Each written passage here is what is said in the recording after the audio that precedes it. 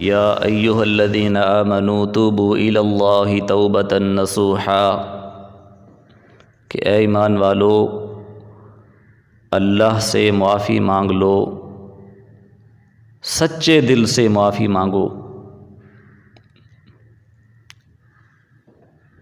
میرے بھائیوں، ہر بندہ گناہ گار ہے، ہر بندہ خطا کار ہے۔ رسول اللہ صلی اللہ علیہ وسلم کا فرمان ہے کل بنی آدم خطاء، کہ ہر بندہ گناہ گار ہے، ہر بندہ غلطی کر سکتا ہے۔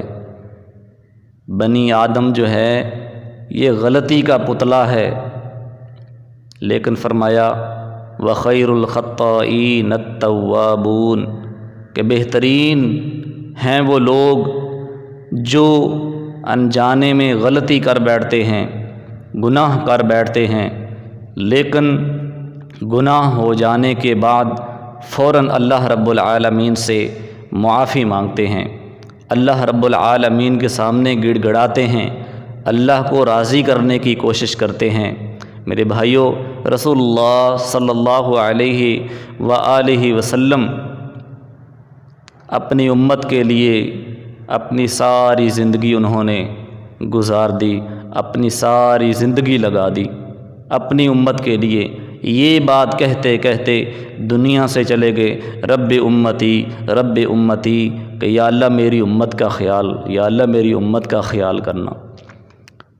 تو جس طریقے سے رسول اللہ صلی اللہ علیہ وسلم اللہ سے ہمارے لیے دعائیں کرتے رہے، تو رسول اللہ صلی اللہ علیہ وسلم نے ہمارے لیے بھی یہی حکم صادر کیا ہے کہ تم بھی اللہ رب العالمین سے دعا کیا کرو، اللہ رب العالمین سے معافیاں مانگا کرو، اللہ رب العالمین کو راضی کیا کرو۔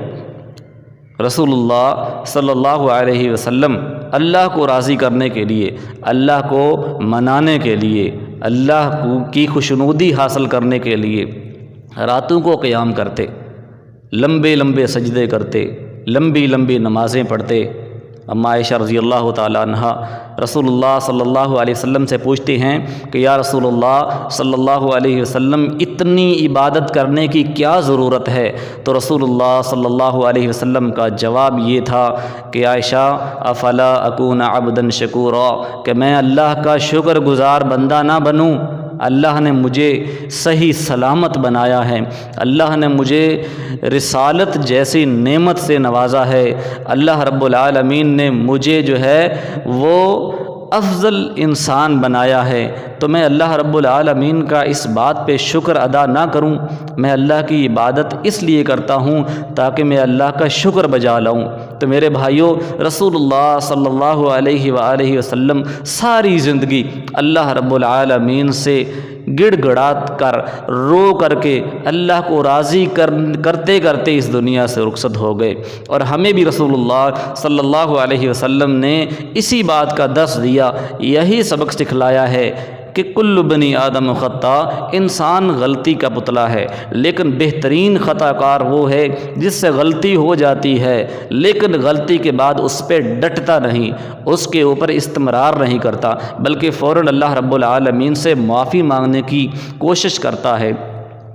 رسول اللہ صلی اللہ علیہ وآلہ وسلم کو اللہ رب العالمین نے مخاطب کرتے ہوئے ارشاد فرمایا اذا سألك عبادی عنی فإنی قریب اجیب دعوت الداعی اذا دعان فلیستجیبوا لی ولیؤمنوا بی، کہ اے نبی جب میرے بندے میرے بارے میں آپ سے پوچھتے ہیں کہ اللہ کہاں ہے، تو ان کو بتاؤ انی قریب، میں تمہارے بالکل قریب ہوں، اجیب دعوت الداعی اذا دعان، جب بھی کوئی مجھے پکارتا ہے تو میں اس کی دعا کو قبول کرتا ہوں۔ رسول اللہ صلی اللہ علیہ وسلم ارشاد فرماتے ہیں کہ اللہ رب العالمین رات کے تہائی حصے میں آسمان دنیا پہ تشریف لاتے ہیں اور زمین والوں کو مخاطب کر کے اللہ رب العالمین ارشاد فرماتے ہیں حل من مستغفر حل من مستشفن حل من مسترزق، کہ کوئی ہے بخشش مانگنے والا، کوئی ہے جو مجھ سے معافی مانگے، کوئی ہے جو رزق مجھ سے مانگے، کوئی ہے جو مجھ سے شفا مانگے۔ تو میرے بھائیوں، یہ رمضان المبارک کا آخری عشرہ ہمارے لیے ایک نعمت ہے، اللہ رب العالمین کی بہت بڑی ہمارے لیے نعمت ہے۔ یہ دن بھی گزر جائیں گے، لیکن کامیاب بندہ وہ ہوگا جو ان دنوں کو جو ہے بروئے کار لاتے ہوئے، ان دنوں سے فائدہ اٹھاتے ہوئے اللہ رب العالمین سے زیادہ معافیاں مانگے گا، جو اللہ کو راضی کر لے گا۔ اللہ سے استغفار کریں گے تو کیا فائدہ ملے گا، کیا ہوگا؟ اللہ رب العالمین خود قرآن کریم میں ارشاد فرماتے ہیں، استغفروا ربکم انہ کان غفارا، کہ تم اللہ سے معافی مانگو، اللہ سے بخشش طلب کرو، اللہ تمہیں معاف کر دے گا۔ یرسل السماء علیکم مدرارا، آسمان سے تمہارے لیے بارشیں برسائے گا۔ وَيُمْدِدْكُمْ بِأَمْوَالٍ وَبَنِينَ وَيَجْعَلْ لَكُمْ جَنَّاتٍ وَيَجْعَلْ لَكُمْ أَنْهَارًا، اللہ تعالیٰ تمہیں اولادوں سے نوازے گا۔ استغفار کا نتیجہ اولادوں سے اللہ تعالیٰ تمہیں نوازے گا، اور اللہ رب العالمین تمہیں مال عطا کرے گا۔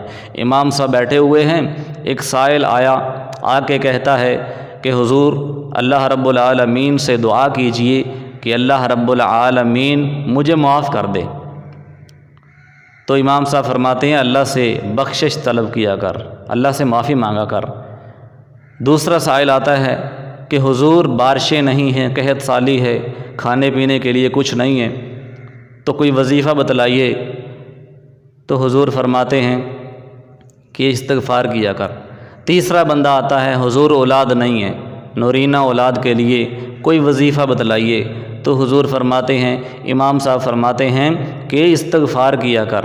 چوتھا بندہ آتا ہے، کہتا ہے حضور مال نہیں ہے، میرے پاس مال نہیں ہے، مجھے مال چاہیے، تو مجھے کوئی وظیفہ بتا دیجئے۔ تو امام صاحب فرماتے ہیں اللہ رب العالمین سے استغفار کیا کر۔ ایک شاگرد سوال کرتا ہے کہ آپ کے پاس 4 قسم کے لوگ آئے، 4 سوال لے کر کے، لیکن آپ نے چاروں کو ایک ہی جواب دیا کہ استغفار کیا کر، استغفار کیا کر، کیا مطلب اس کا؟ تو امام صاحب فرماتے ہیں کیا تم نے اللہ رب العالمین کا قرآن نہیں پڑھا؟ میں نے اپنی طرف سے جواب نہیں دیا ہے، اللہ رب العالمین نے خود قرآن کریم میں ارشاد فرمایا ہے، استغفروا ربکم انہ کان غفارا یرسل السماء علیکم مدرارا ویمددکم باموال وبنین ویجعل لکم جنات ویجعل لکم انہارا۔ یہ اللہ کا فرمان ہے، میں اپنی طرف سے بات نہیں کر رہا۔ اللہ رب العالمین سے دعا ہے کہ اللہ رب العالمین ہمیں سچے دل سے اللہ سے معافی مانگنے کی توفیق عطا فرمائے، اللہ رب العالمین ہمیں نیک اعمال کرنے کی توفیق عطا فرمائے، برائیوں سے بچنے کی توفیق عطا فرمائے۔ وآخر دعوانا ان الحمد للہ رب العالمین۔